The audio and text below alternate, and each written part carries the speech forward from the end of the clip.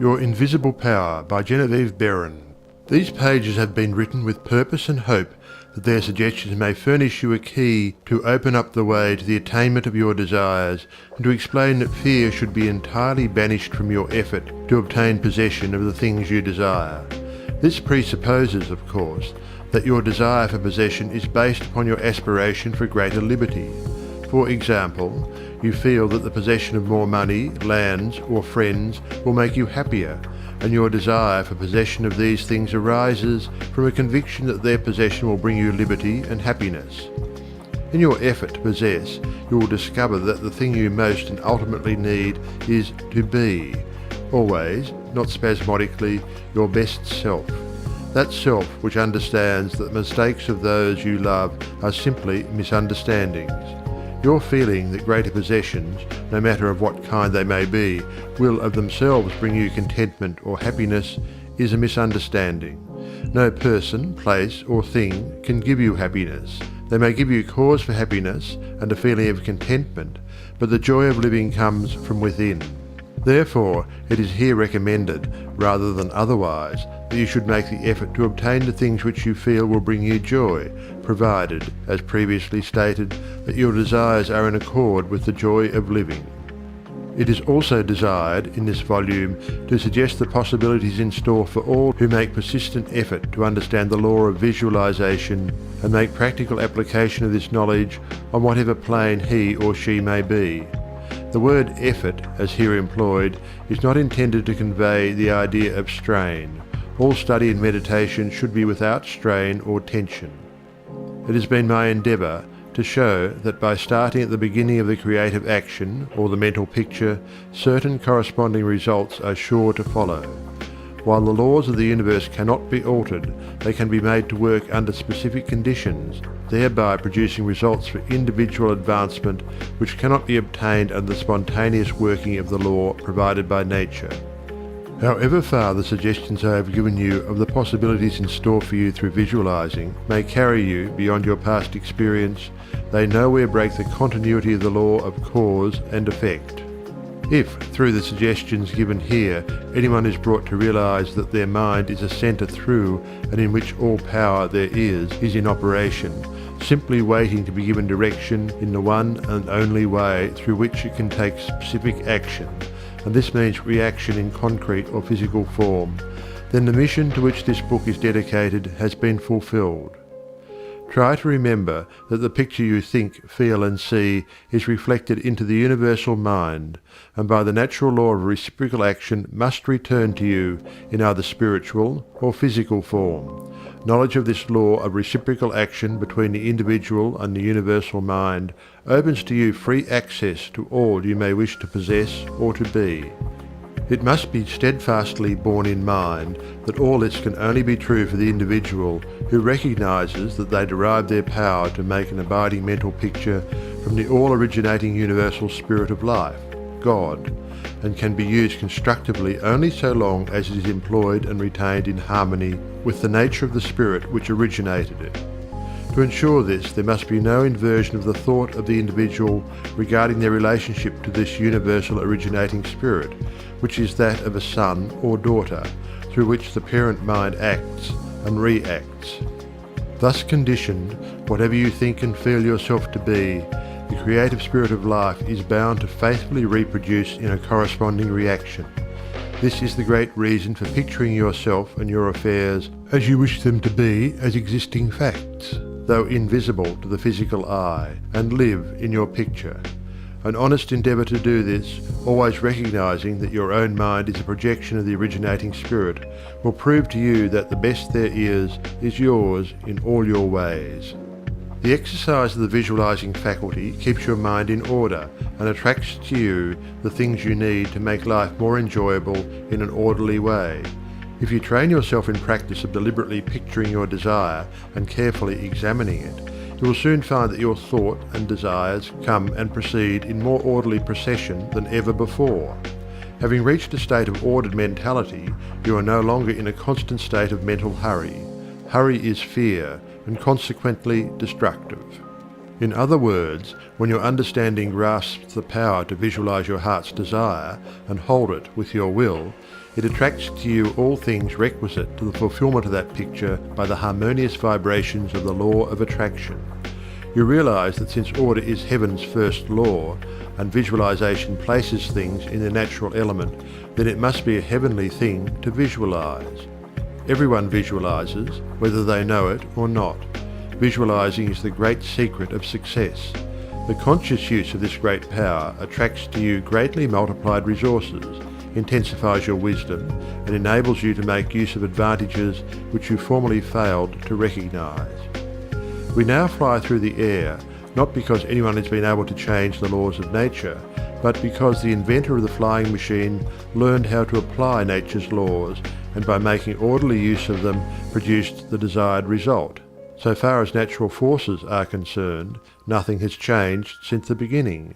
There were no airplanes in the year one, because those of that generation could not conceive the idea as a practical working possibility. It has not yet been done, was the argument, and it cannot be done. Yet the laws and materials for practical flying machines existed then as now. Troward tells us that the great lesson he learned from the airplane and wireless telegraphy is the triumph of principle over precedent, and the working of an idea to its logical conclusion in spite of accumulated testimony of all past experience. With such an example before you, can you not realize that still greater secrets may be disclosed? Also, that you hold the key within yourself with which to unlock the secret chamber that contains your heart's desire. All that is necessary in order that you may use this key and make your life exactly what you wish it to be is a careful inquiry into the unseen causes which stand back of every external and visible condition. Then bring these unseen causes into harmony with your conception, and you will find that you can make practical working realities of possibilities which at present seem but fantastic dreams. We all know that the balloon was the forefather of the airplane. In 1766, Henry Cavendish, an English nobleman, proved that hydrogen gas was 7 times lighter than atmospheric air.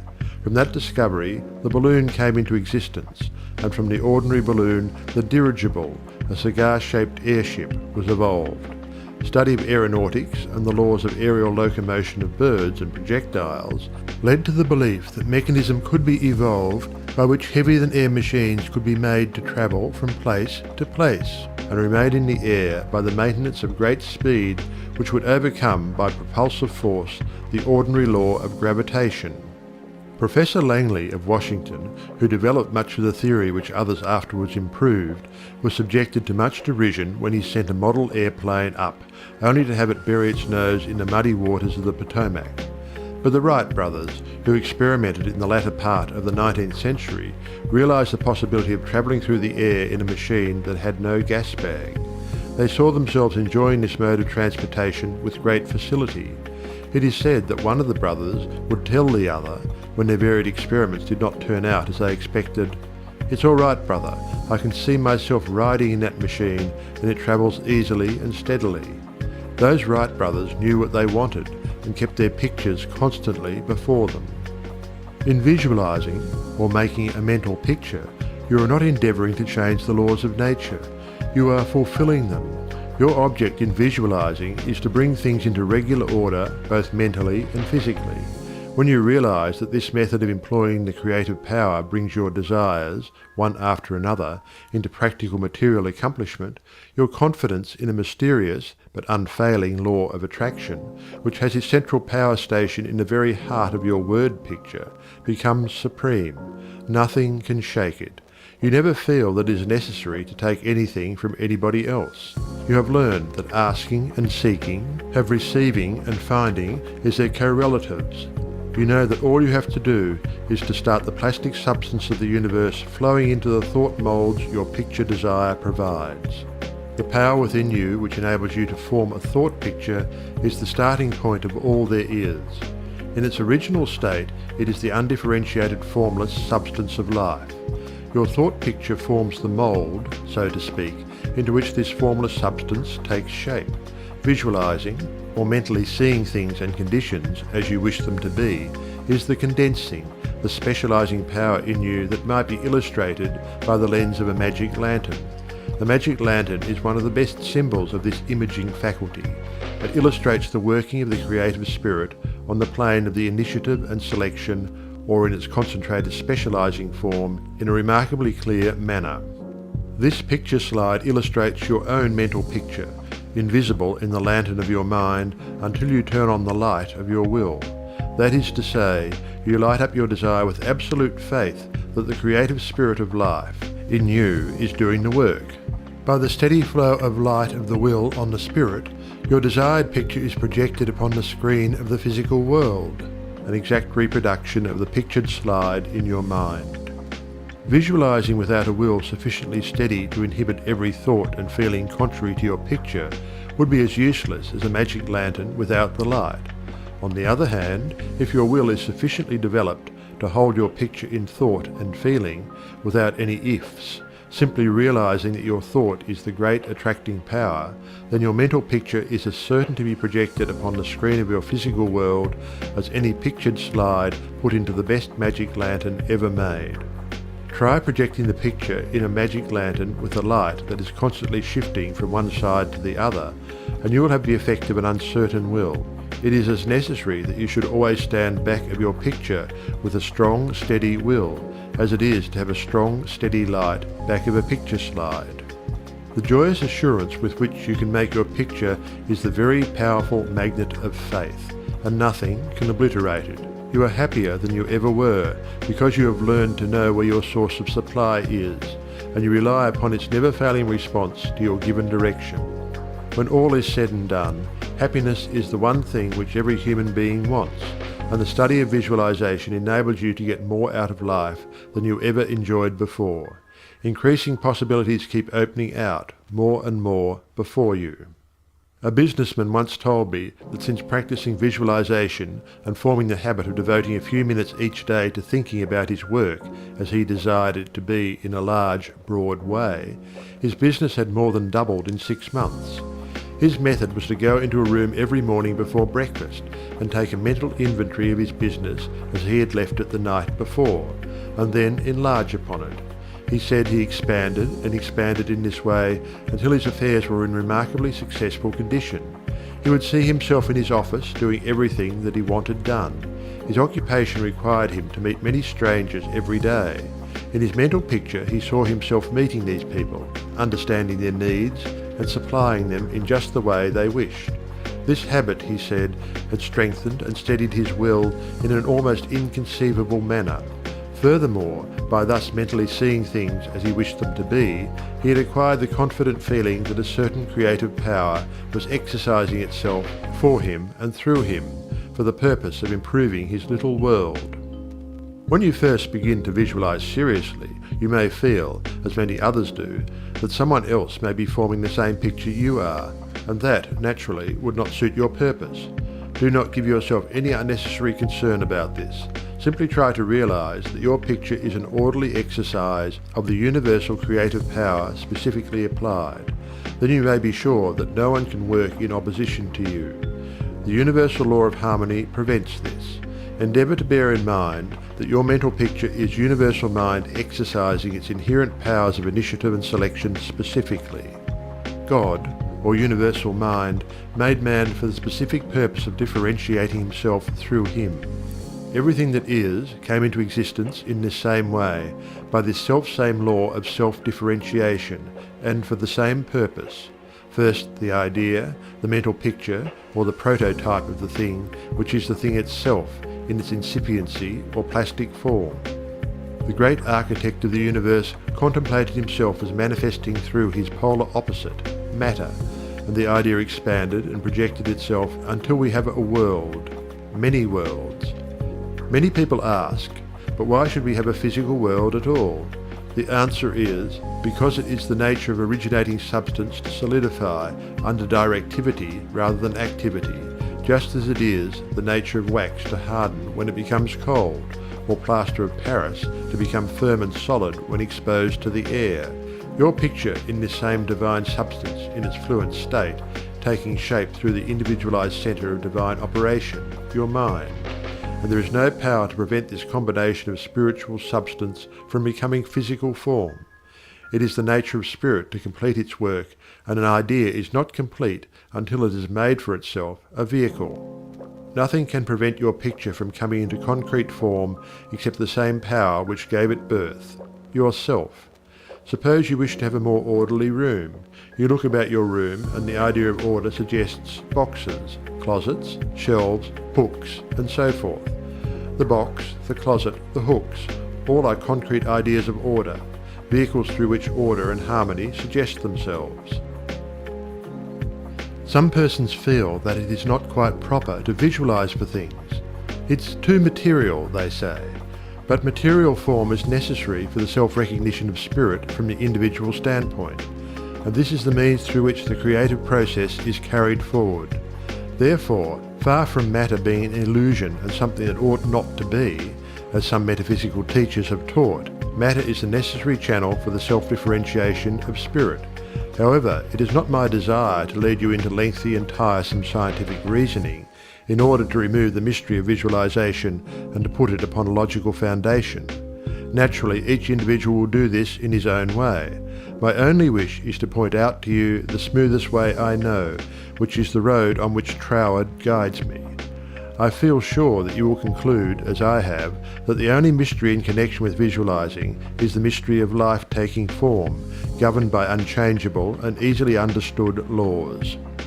We all possess more power and greater possibilities than we realize, and visualizing is one of the greatest of these powers.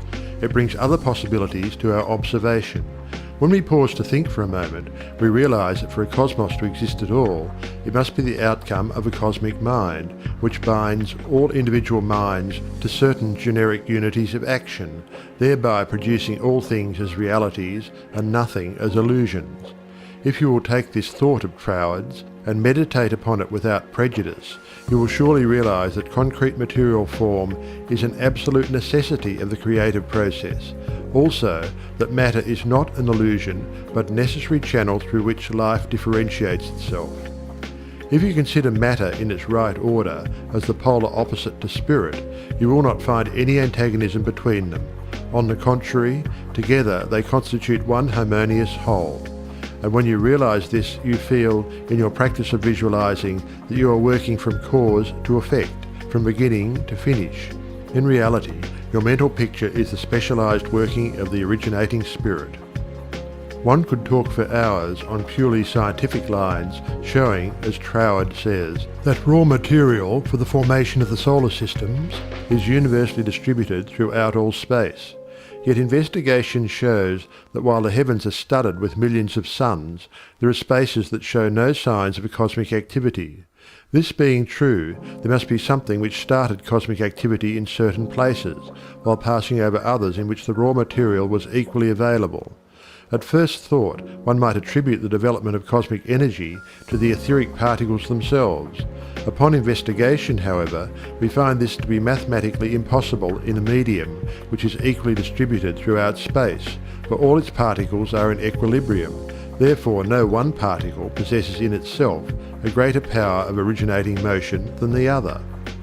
Thus we find that the initial movement, though working in and through the particles of primary substance, is not the particles themselves.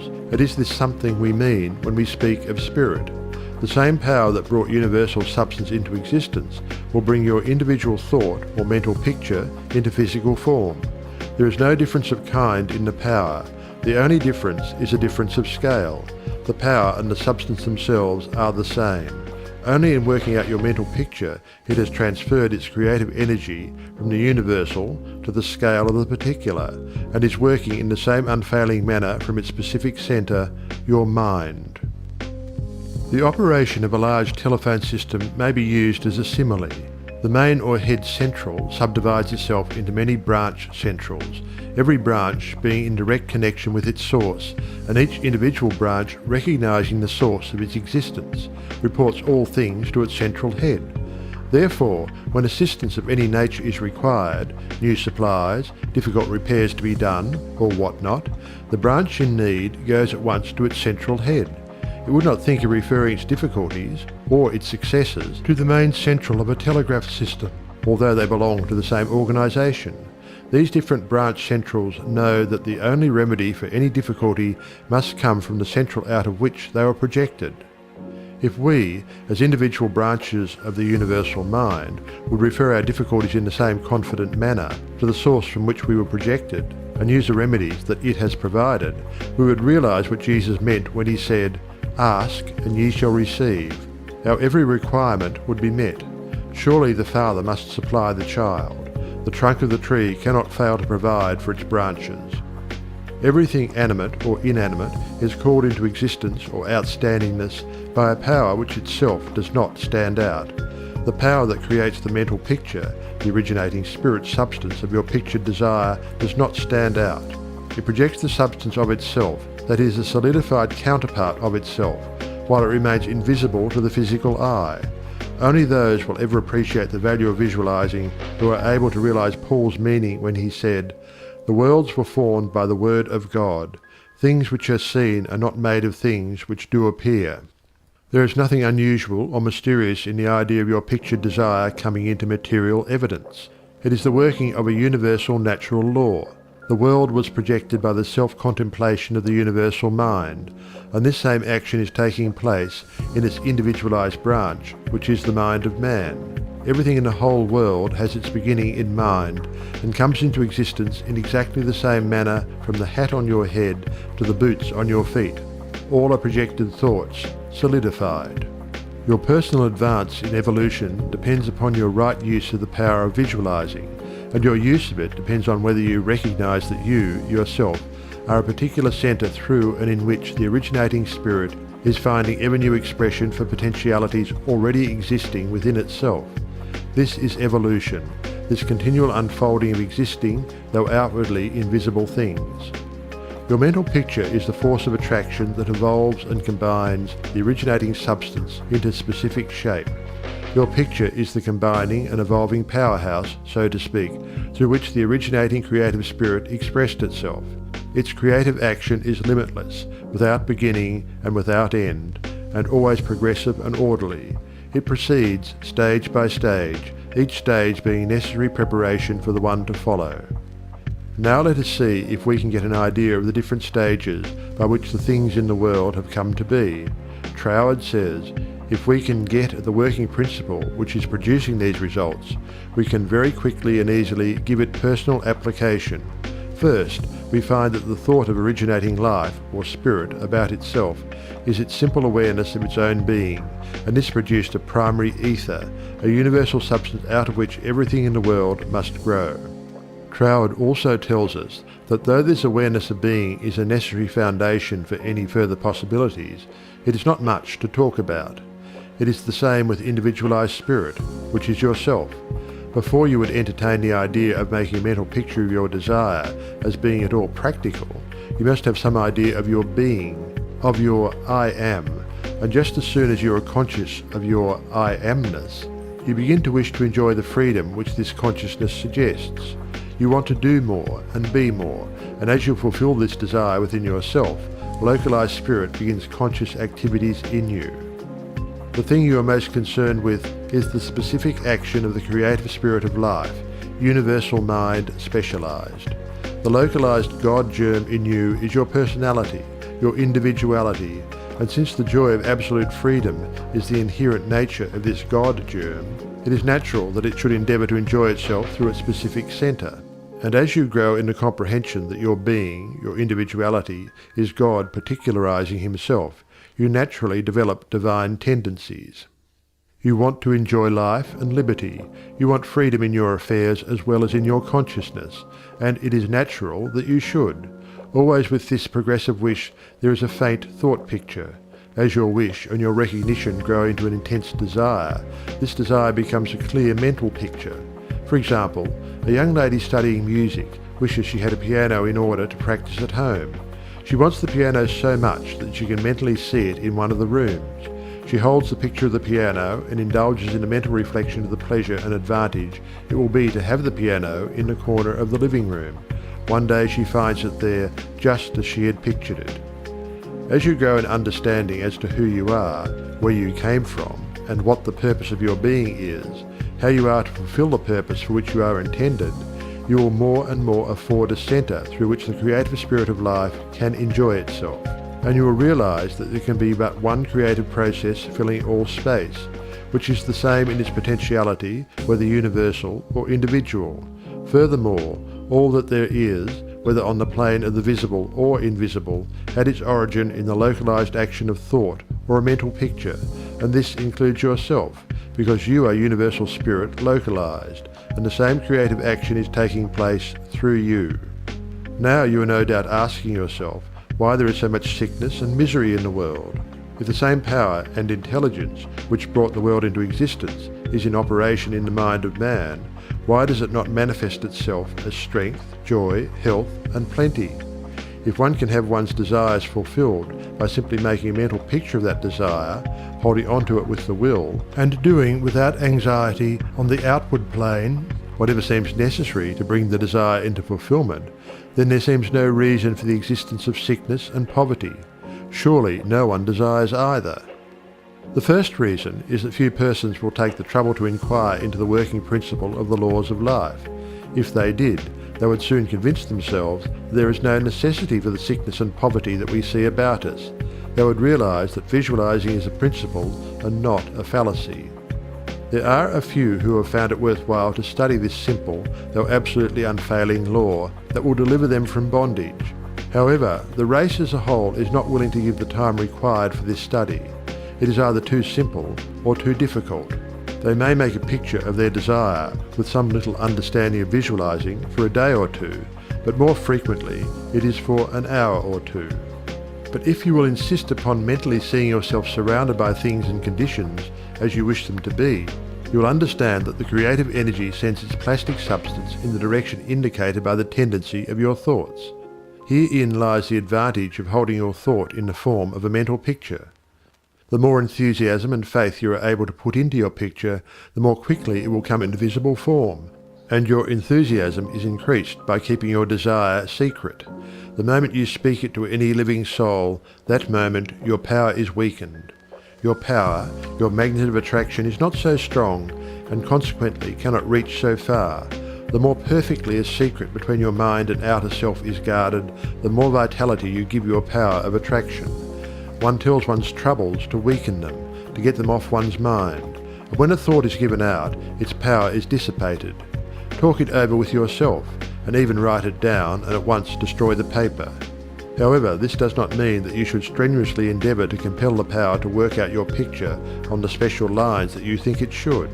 That method would soon exhaust you and hinder the fulfilment of your purpose. A wealthy relative need not necessarily die or someone lose a fortune on the street to materialise the $10,000 that you are mentally picturing.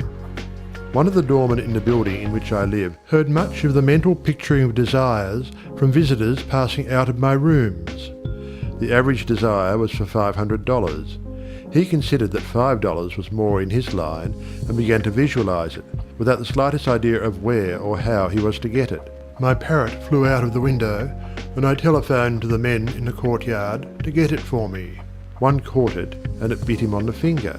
The doorman, who had gloves on and did not fear a similar hurt, took hold of it and brought it up to me. I gave him 5 $1 bills for the service. This sudden reward surprised him. He enthusiastically told me that he had been visualizing for just $5, merely from hearing that others visualized. He was delighted at the unexpected realization of his mental picture. All you have to do is to make such a mental picture of your heart's desire, hold it cheerfully in place with your will, always conscious that the same infinite power which brought the universe into existence brought you into form for the purpose of enjoying itself in and through you. And since it is all life, love, light, power, peace, beauty and joy, and is the only creative power there is, the form it takes in and through you depends upon the direction given it by your thought indicator. In you it is undifferentiated, waiting to take any direction given it, as it passes through the instrument that it has made for the purpose of self-distribution. It is this power which enables you to transfer your thoughts from one form to another. The power to change your mind is the individualized universal power taking the initiative, giving direction to the fluent substance contained in every thought. It is the simplest thing in the world to give this highly sensitive plastic substance any form you will through visualizing. Anyone can do it, with a small expenditure of effort. Once you really believe that your mind is a centre through which the plastic substance of all there is in your world takes involuntary form, the only reason why your picture does not always materialize is because you have introduced something antagonistic to the fundamental principle. Very often this destructive element is caused by the frequency with which you change your pictures. After many such changes, you decide that your original desire is what you want after all. Upon this conclusion, you begin to wonder why, being your first picture, it hasn't materialized. The plastic substance with which you are mentally dealing is more sensitive than the most sensitive photographer's film. If, in taking a picture, you suddenly remember that you had already taken a picture on that same plate, you would not expect a perfect result of either picture. On the other hand, you may have taken 2 pictures on the same plate unconsciously. When the plate has been developed and the picture comes into physical view, you do not condemn the principle of photography, nor are you puzzled to understand why your picture has turned out so unsatisfactorily. You do not feel that it is impossible for you to obtain a good, clear picture of the subject in question. You know that you can do so by simply starting at the beginning, putting in a new plate, and determining to be more careful while taking your picture next time. These lines followed out, you are sure of a satisfactory result. If you will proceed in the same manner with your mental picture, doing your part in a correspondingly confident frame of mind, the result will be just as perfect. The laws of visualizing are as infallible as the laws governing photography. In fact, photography is the outcome of visualizing. Again, your results in visualizing and your desires may be imperfect or delayed through the misuse of this power, owing to the thought that the fulfillment of your desire is contingent upon certain persons or conditions. The originating principle is not in any way dependent upon any person, place, or thing.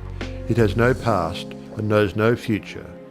The law is that the originating creative principle of life is the universal here and everlasting now.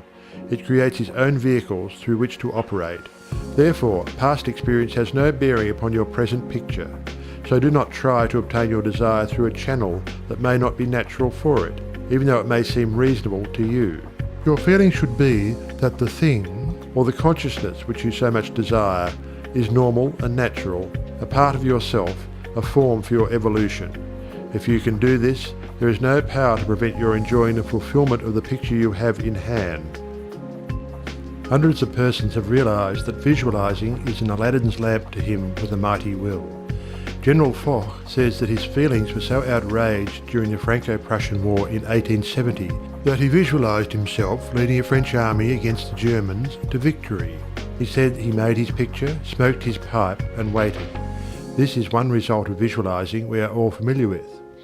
A famous actress wrote a long article in one of the leading Sunday papers last winter describing how she rid herself of excessive body fat and weight by seeing her figure constantly as she wished it to be. A very interesting letter came to me from a doctor's wife while I was lecturing in New York. She began with the hope that I would never discontinue my lectures on visualization, making humanity realize the wonderful fact that they possess the method of liberation within themselves. Relating her own experience, she said that she had been born on the east side of New York in the poorest quarter. From earliest girlhood, she had cherished a dream of marrying a physician someday. This dream gradually formed a stationary mental picture. The first position she obtained was in the capacity of a nursemaid in a physician's family. Leaving this place, she entered the family of another doctor. The wife of her employer died, and in time the doctor married her, the result of her long-pictured yearning. After that, both she and her husband conceived the idea of owning a fruit farm in the south. They formed a mental picture of the idea and put their faith in its eventual fulfillment. The letter she sent me came from their fruit farm in the south. It was while at the farm that the doctor's wife wrote me. Her second mental picture had seen the light of materialization. Many letters of a similar nature come to me every day. The following is a case that was printed in the New York Herald last May. Atlantic City, May 5th. She was an old woman, and when she was arraigned before Judge Clarence Goldenberg in the police court today, she was so weak and tired she could hardly stand. The judge asked the court attendant what she was charged with.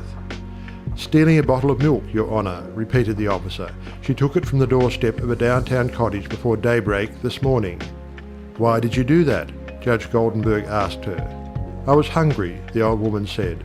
I didn't have a cent in the world and no way to get anything to eat except to steal it. I did not think anyone would mind if I took a bottle of milk. "What's your name?" asked the judge. "Weinberg," said the old woman. "Elizabeth Weinberg." Judge Goldenberg asked her a few questions about herself. Then he said, "Well, you're not very wealthy now, but you're no longer poor. I've been searching for you for months. I've got $500 belonging to you from the estate of a relative. I'm the executor of the estate." Judge Goldenberg paid the woman's fine out of his own pocket and then escorted her into his office, where he turned the legacy over to her and sent a policeman out to find her a lodging place. I learned later that this little woman had been desiring and mentally picturing $500, while all the time ignorant of how it could possibly come to her, but she kept her vision and strengthened it with her faith. In the recent edition of Good Housekeeping, there was an article by Addington Bruce entitled "Stiffening Your Mental Backbone."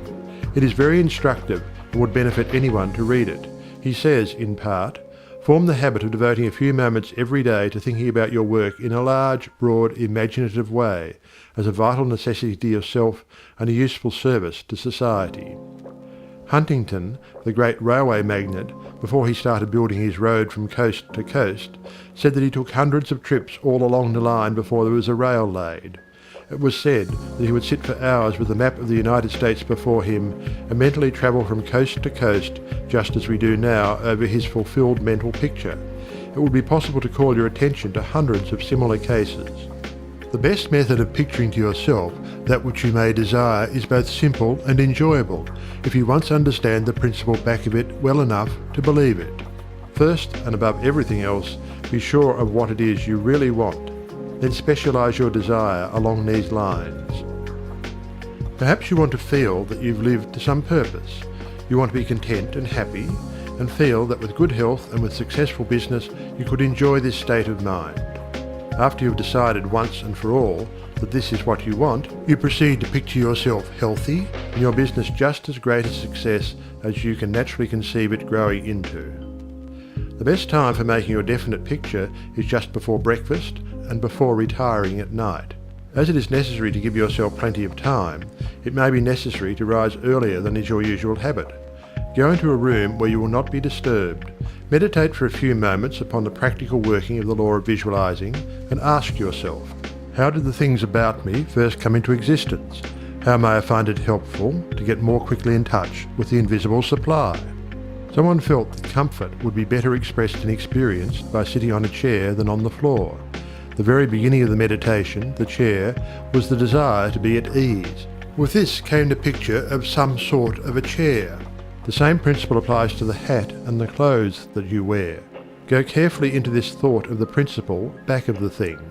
Establish it as a personal experience. Make it a fact to your consciousness. If you are thorough in this, you will find yourself in the deep consciousness beneath the surface of your own thought power. Then open a window, take about 10 deep breaths, and during the time draw a large imaginary circle of light around you.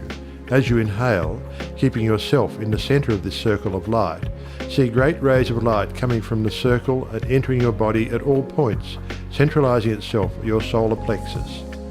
Hold the breath a few moments at this central light of your body, the solar plexus, then slowly exhale. As you do this, mentally see imaginary rays or sprays of light going up through the body and down and out through the feet.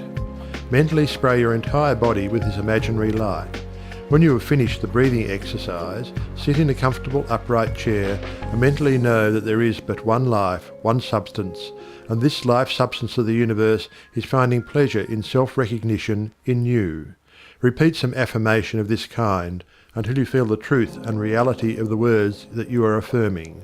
Then begin your picture. Whether your desire is for a state of consciousness or a possession, large or small, begin at the beginning. If you want a house, begin by seeing yourself in the kind of house you desire. Go all through it, taking careful note of the rooms, where the windows are situated, and such other details as help you to feel the reality of your concept. You might change some of the furniture and look into some of the mirrors just to see how healthy, wealthy and happy you look. Go over your picture again and again until you feel the reality of it. Then write it all down just as you have seen it, with the feeling that the best there is mine. There is no limit to me, because my mind is the centre of divine operation, and your picture is as certain to come true in your physical world as the sun is to shine. Things to remember in using your thought power for the production of new conditions. 1. Be sure to know what conditions you wish to produce, then weigh carefully to what further results the accomplishment of your desire will lead. 2.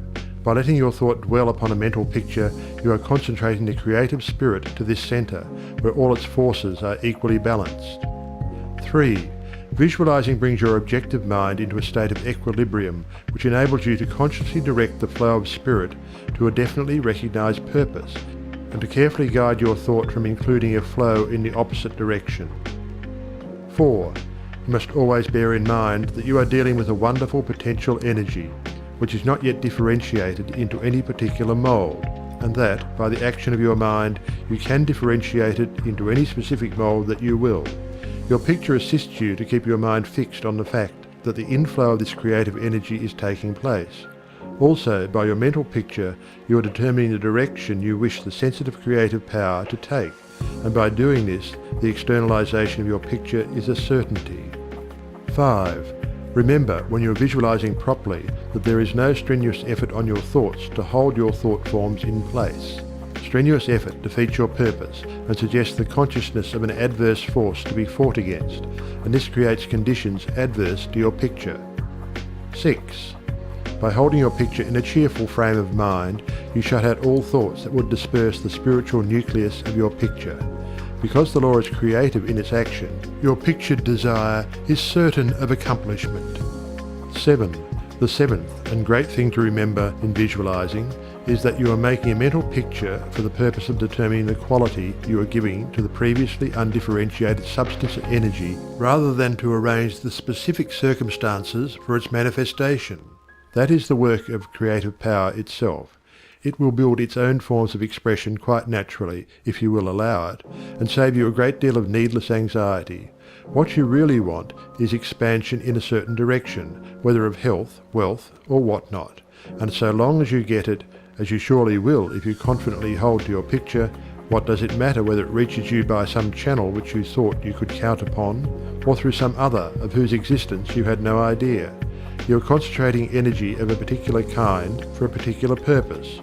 Bear this in mind and let specific details take care of themselves, and never mention your intention to anyone.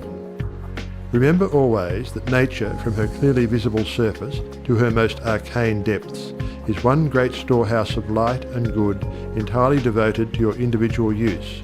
Your conscious oneness with the great whole is the secret of success. When once you have fathomed this, you can enjoy your possession of the whole or a part of it at will, because by your recognition you have made it and can increasingly make it yours. Never forget that every physical thing, whether for you or against you, was a sustained thought before it was a thing. Thought as thought is neither good nor bad. It is creative action and always takes physical form. Therefore, the thoughts you dwell upon become the things you possess or do not possess. I have frequently been questioned about my reasons for taking up the study of mental science and as to the results of my search, not only in knowledge of principles, but also in the application of that knowledge to the development of my own life and experience. Such inquiries are justifiable, because one who essays the role of a messenger and teacher of psychological truths can only be effective and convincing as he or she has tested them in the laboratory of mental experience. This is particularly true in my case, as the only personal pupil of Thomas Troward, the greatest master of mental science of the present day, whose teaching is based upon the relation borne by the individual mind toward the universal creative mind, which is the giver of life, and the manner in which that relation may be invoked to secure expansion and fuller expression in the individual life. The initial impulse toward the study of mental science was an overwhelming sense of loneliness. In every life there must come some such experiences of spiritual isolations as, at that period, pervaded my life. Notwithstanding the fact that each day found me in the midst of friends, surrounded by mirth and gaiety, there was a persistent feeling that I was alone in the world. I had been a widow for about 3 years, wandering from country to country, seeking for peace of mind. The circumstances and surroundings of my life were such that my friends looked upon me as an unusually fortunate young woman. Although they recognised that I had sustained a great loss when my husband died, they knew that he had left me well provided for, free to go anywhere at pleasure, and having many friends. Yet if my friends could have penetrated my inmost emotions, they would have found a deep sense of emptiness and isolation. This feeling inspired a spirit of unrest that drove me on and on in fruitless search upon the outside for that which I later learned could only be obtained from within. I studied Christian Science, but it gave me no solace, though fully realising the great work the scientists were doing, and even having the pleasure and privilege of meeting Mrs. Eddy personally. But it was impossible for me to accept the fundamental teachings of Christian Science and make practical application of it. When about to abandon the search for contentment and resign myself to resume a life of apparent amusement, a friend invited me to visit the great seer and teacher Abdu'l-Baha. After my interview with this most wonderful of men, my search for contentment began to take a change. He had told me that I would travel the world over seeking the truth, and when I had found it, would speak it out. The fulfilment of the statement of this great seer then seemed to be impossible, but it carried a measure of encouragement, and at least indicated that my former seeking had been in the wrong direction. I began, in a feeble and groping way, to find contentment within myself, for had he not intimated that I should find the truth? This was the big thing, and about the only thing I remember of our interview. A few days later, upon visiting the office of a New Thought practitioner, my attention was attracted to a book on his table entitled The Edinburgh Lectures on Mental Science by Thomas Troward. It interested me to see that Troward was a retired divisional judge from the Punjab, India. I purchased the book, thinking I would read it through that evening. Many have endeavoured to do the same thing, only to find, as I did, that the book must be studied in order to be understood, and hundreds have decided, just as I did, to give it their undivided attention. After finding this treasure book, I went to the country for a few days, and while there studied the volume as thoroughly as I could. It seemed extremely difficult, and I decided to purchase another book of Troward's, in the hope that its study might not require so much of an effort. Upon inquiry, I was told that a subsequent volume, The Door Lectures, was much the simpler and better of the two books. When I procured it, I found that it also must be studied. It took me weeks and months to get even a vague conception of the meaning of the first chapter of Door, which is entitled Entering into the Spirit of It. I mean by this that it took me months to enter into the spirit of what I was reading. But in the meantime, a paragraph from page 26 arrested my attention as seeming the greatest thing I had ever read. I memorised it and endeavoured with all my soul to enter into the spirit of Troward's words. The paragraph reads, "My mind is a centre of divine operation. The divine operation is always for expansion and fuller expression, and this means the production of something beyond what has gone before, something entirely new, not included in the past experience, though proceeding out of it by an orderly sequence of growth. Therefore, since the divine cannot change its inherent nature, it must operate in the same manner with me. Consequently, in my own special world, of which I am the centre, it will move forward to produce new conditions, always in advance of any that have gone before." It took an effort on my part to memorise this paragraph, but in the endeavour towards this end, the words seemed to carry with them a certain stimulus. Each repetition of the paragraph made it easier for me to enter into the spirit of it. The words expressed exactly what I had been seeking for. My one desire was for peace of mind. I found it comforting to believe that the divine operation in me could expand to fuller expression and produce more and more contentment. In fact, a peace of mind and a degree of contentment greater than I had ever known. The paragraph further inspired me with deep interest to feel that the life spark in me could bring into my life something entirely new. I did not wish to obliterate my past experience, but that was exactly what Troward said it would not do. The divine operation would not exclude my past experience, but proceeding out of them would bring some new thing that would transcend anything that I had ever experienced before. Meditation on these statements brought with it a certain joyous feeling. What a wonderful thing it would be if I could accept and sincerely believe, beyond all doubt, that this one statement of Troward's was true. Surely the divine could not change its inherent nature, and since divine life is operating in me, I must be divinely inhabited, and the divine in me must operate just as it operates upon the universal plane. This meant that my whole world of circumstances, friends and conditions would ultimately become a world of contentment and enjoyment of which I am the centre. This would all happen just as soon as I was able to control my mind, and thereby provide a concrete centre around which the divine energies could play. Surely it was worth trying for. If Troward had found this truth, why not I? This idea held me to my task. Later, I determined to study with the man who had realised and given to the world so great a statement. It had lifted me from my state of despondency. The immediate difficulty was the need for increased finances. In the laboratory of experience in which my newly revealed relation to divine operation was to be tested, the first problem was a financial one. My income was a stipulated one, quite enough for my everyday needs. But it did not seem sufficient to enable me to go comfortably to England where Troward lived, and remain for an indefinite period to study with so great a teacher as he must be. So before inquiring whether Troward took pupils, or whether I would be eligible in case he did, I began to use the paragraph I had memorised. Daily, in fact almost hourly, the words were in my mind. My mind is a centre of divine operation, and divine operation means expansion into something better than has gone before. From the Edinburgh lectures I had read something about the law of attraction, and from the chapter of Causes and Conditions I had gleaned a vague idea of visualising.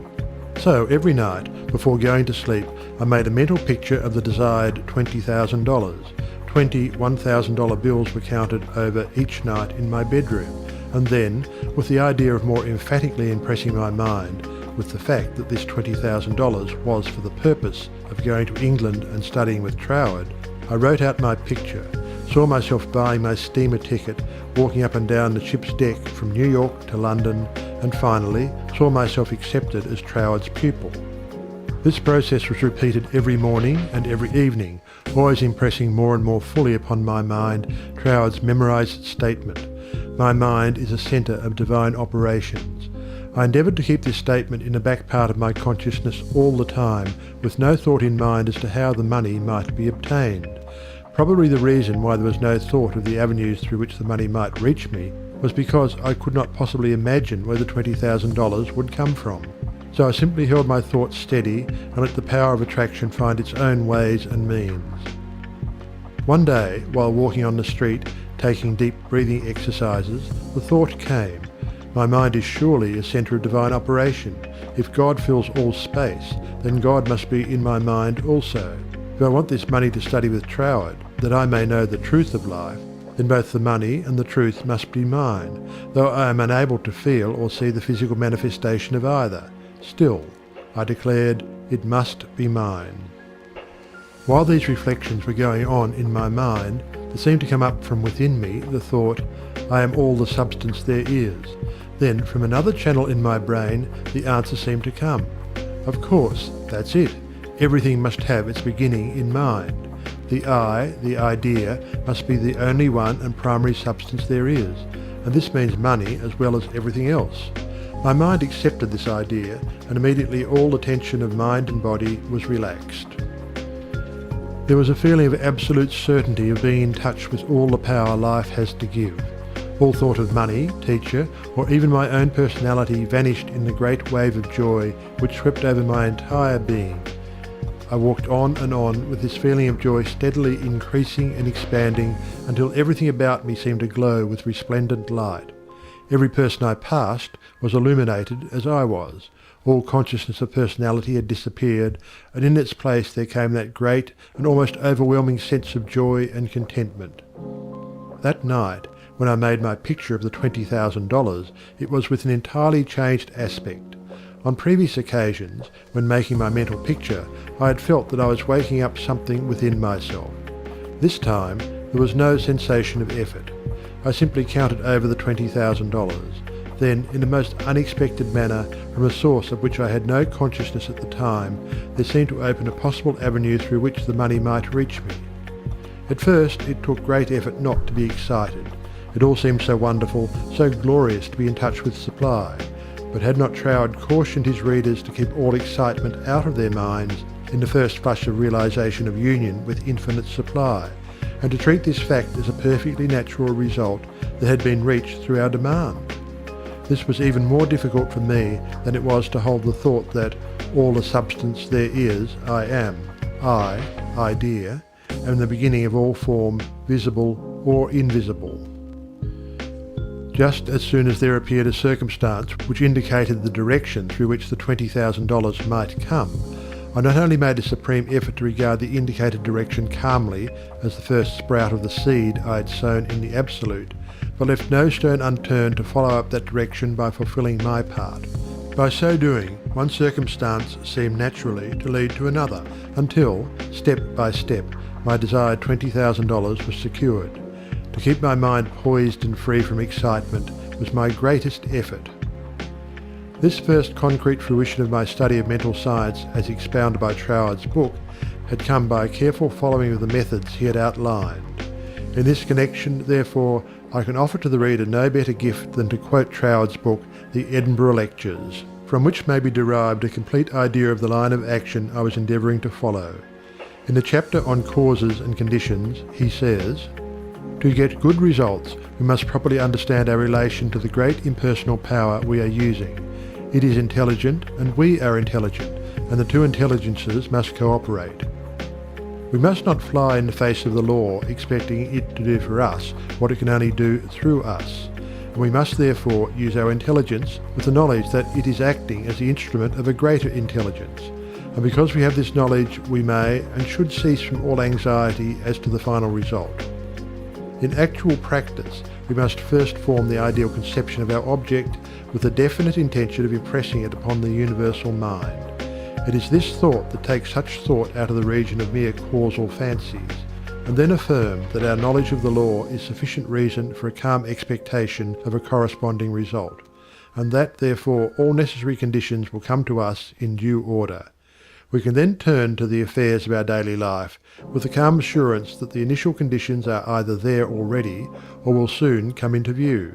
If we do not at once see them, let us rest content with the knowledge that the spiritual prototype is already in existence, and wait till some circumstance pointing in the desired direction begins to show itself. It may be a very small circumstance, but it is the direction and not the magnitude that is to be taken into consideration. As soon as we see it, we should regard it as the first sprouting of the seed sown in the Absolute, and do calmly and without excitement whatever the circumstances seem to require, and then, later on, we shall see that this doing will, in turn, lead to a further circumstance in the same direction, until we find ourselves conducted, step by step, to the accomplishment of our object. In this way, the understanding of the great principle of the law of supply will, by repeated experiences, deliver us more and more completely out of the region of anxious thought and toilsome labour, and bring us into a new world where the useful employment of all our powers, whether mental or physical, will only be an unfolding of our individuality upon the lines of its own nature, and therefore a perpetual source of health and happiness, a sufficient inducement, surely, to the careful study of the laws governing the relation between the individual and the universal mind.